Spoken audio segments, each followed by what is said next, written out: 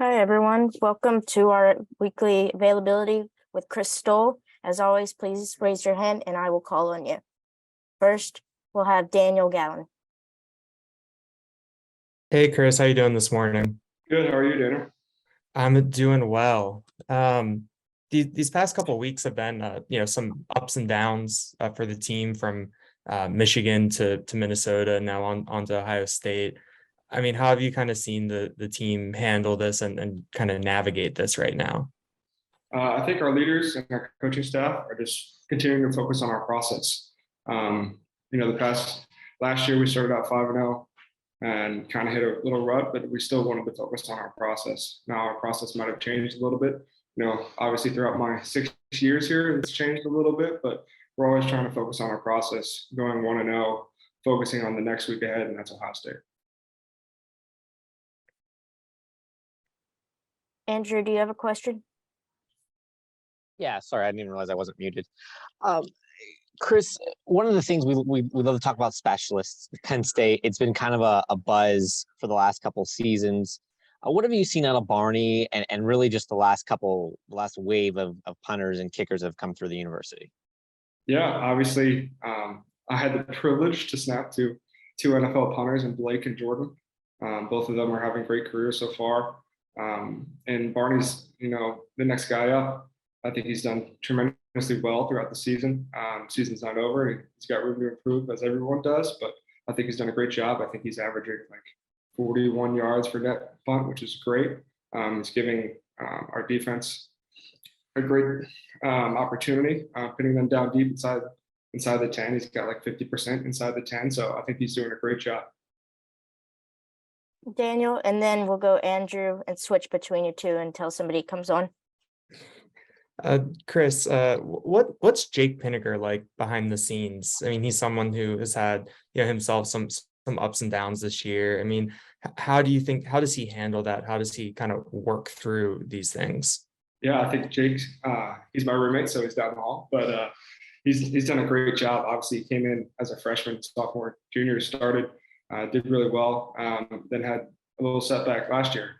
Jordan had a great year, but Jake took that opportunity to not only learn and grow for himself, but he's grown into a leadership role among the specialists as well.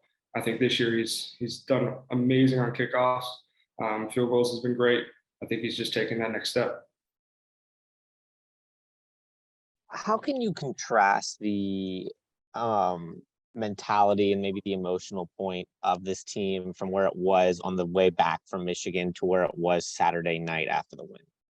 Yeah, I think after every loss, you're going to look within yourself first. What did I do wrong? How can I improve? And then you look at it from a broader picture. It's what can the team improve and how can we get better? And, I hate to be cliche, but we just fall right back to our process. Coming in on Mondays, watching film, Tuesday, Wednesday, hard practice. Just kind of not really going through the motions, but being intentional with our work, trying to get that 1% better, no matter our morale. One of our core values is positive attitude. So keeping the same positive attitude, whether we're winning, losing, up by 50, down by 50, it doesn't matter. Obviously, 2 years ago, the whole COVID season, we started out 0-5. The main point was positive attitude, come in every day with a smile on your face, ready to work. And that goes, the same for this year. We're coming in every day, have a plan, an action to get better, 1% better every day. And we're coming in there with a smile on our faces, ready to work. I talked to Barney a couple of weeks ago, and I asked him about why he's holding for Jake, you're holding for Sander, and he said that it just kind of came by just sort of messing around a little bit because he'd never really held for a left-footed kicker. I guess, is that how it came about? And what's that like for you to have that other role? And I guess it also gets Tyler into the game. What do you think that does for the unit? It's been pretty fun, actually. It's a different perspective as I'm normally looking between my legs when I snap, but just kind of how it worked out.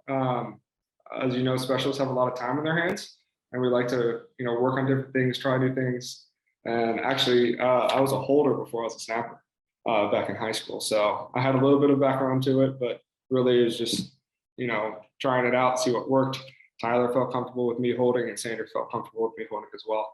And it's been great to get Tyler in the game. getting him game experience, something that I never had before I started. So I think that's great for Tyler.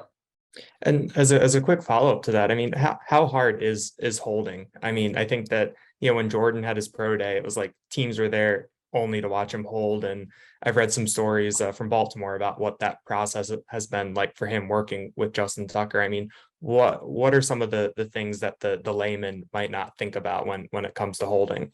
Yeah, holding is very specialized, and it can be different for each kicker. Like Jake will want me to hold it a certain way, and Sander will like it another way. Being able to catch the laces from the snapper at the same point every time, you got to be consistent with that. Hitting your spot, how you hold the ball makes it, seems bigger for the kickers to kick, so they feel more comfortable. Just a lot of little things go into it, but I've enjoyed it. It's been a little change up, but it's been great. Do any of the kickers have any weird specific quirks they like with how they like it held? It depends. Some like it more vertical or tilted one way or another. Is there I anything know. weird though about what they? No, it's pretty standard stuff from the specialist world, I guess you could say, but nothing too quirky or weird. I guess we asked Sean this question, we asked Juice this question when we talked to them yesterday. As an Ohio guy, going into this last matchup, obviously we know it's 1-0, and we know this next game is the biggest one. But now that it is the 6th year, it's going to be the last time. What are kind of your overall feelings about this chance to play Ohio State again, as being from there? Yeah, I mean, it's always been a privilege and an honor to be able to play football at this highest level, and obviously get to play the team that I grew up rooting for. It's always a little different, but now that I'm fully Penn State, I've been here 6 years. I feel like I live here. I feel like a Pennsylvanian, but I just look forward to it. Obviously, 1-0, we're focusing on Ohio State, and that's the task at hand. They're a really good team in all 3 phases: offense, defense, and special teams. So it's always good to go out and play Ohio State and hopefully do as best as we can. Juice said that he hears from guys back home, about Penn State's record against Ohio State. What's kind of your, do you hear something similar? What's kind of, I guess, your relationship with your friends who might be Ohio State fans? Yeah, it can be leaning one way or another. I have a couple buddies who did not go to Ohio State, so they're in my corner. And then obviously, if you're a PA kid and you go to Ohio, you're going to have PA people talking crap about you. It's just kind of how it goes. I loved my decision to come to Penn State. It was a little far away from home, but I know that I made the best decision for me and my family, and I just kind of roll with that. This is Ohio State's put a lot of big games at Beaver Stadium, but one of the unique factors this year is it's been a minute since they played in a full stadium at Beaver Stadium. Do you think that gives you guys maybe a little leg up in that most of these Buckeyes are coming into this environment for the first time?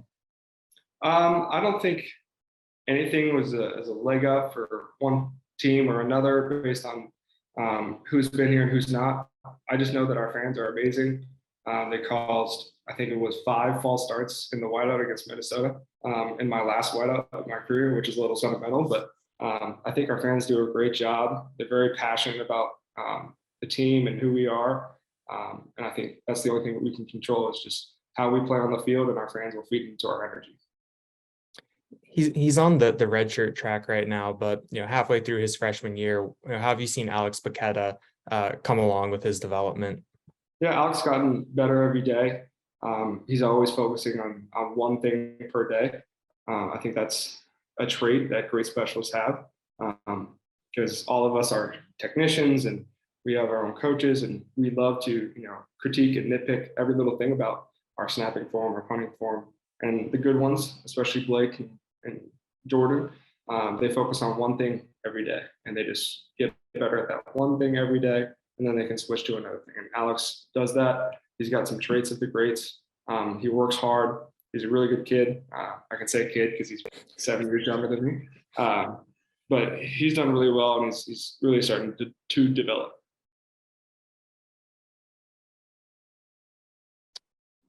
And you mentioned kind of when you were answering the question, mentioned the whiteout, your final one, being a sixth year guy and kind of being at the point where that this is it, there's no more fine print, I guess, that could bring you back again. What has this season been like for you? What is kind of from the big picture, how have you kind of enjoyed this year? Yeah, I think it just takes it into perspective, because you just think, every week, this could be my last night game at Beaver Stadium. This could be my last noon game at Beaver Stadium. Like, it just kind of goes through my head. But the only thing I'm focused on is this week. And I love my team. I'm honored to be a captain of this team, be able to lead this team in the direction that we want to go. This season has just been awesome. Fun group of guys, hard-working group of guys, and I can't wait to see what we do this week. Got time for about one question each. I was just going to ask, the recruiting process and development process is so different for specialists as compared to all the other players. And it seems like finding specialists is a very a specialized skill. Can you kind of explain to us the difference between how your process might look different than that of a running back or a wide receiver? Yeah, I don't know too much about the other positions and what they go through, but you see everybody get ranked 5 stars, 4 stars, whatever, and coaches will go and see the running back, the lineman, the DB, whatever it may be. They will go to their high school and watch them, and then go watch them at whatever it is, like Max Prep camps, all these crazy camps, Under Armour All-American games, stuff like that. For specialists, we have to go and perform at their camps. So you go to each college's camp that you're interested in, and they have a specific specialist camp that you have to go and perform and do well. The more you do that, the more you get on teams' radars, and then they might come and visit you at your high school. Then they'll look at your film, see who you are, what are you about, and that's really just kind of the difference of the process. We have to, as specialists, go places and go to camps and make sure that we're getting noticed there, whereas other positions, coaches might come to them first and then kind of look into their film and do whatever they need to do. That's just kind of a little difference between the two position groups.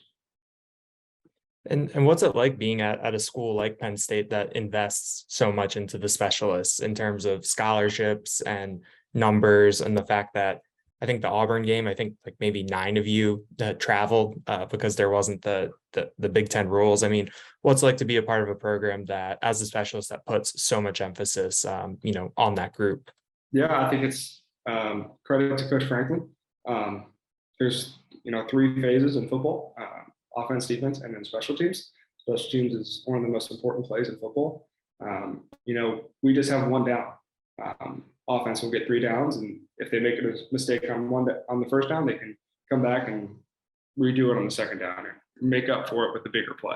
Specialists and special teams, you have 1 play, you have 1 kickoff, and then that's it. So I think putting emphasis on special teams, and we do that throughout practice, having specific specialist periods, and I think that's what has separated ourselves in the past, especially last year with Jordan, year before that with Blake, having great punters, great gunners like Drew Hartlaub and Dan Chisena. All of that factors in on how important special teams is for our team. Thank you, Daniel. Thank you, Andrew. And thank you, Chris. Thanks, Chris. Thanks, Krista. Thanks, guys. Have a good day. You as well.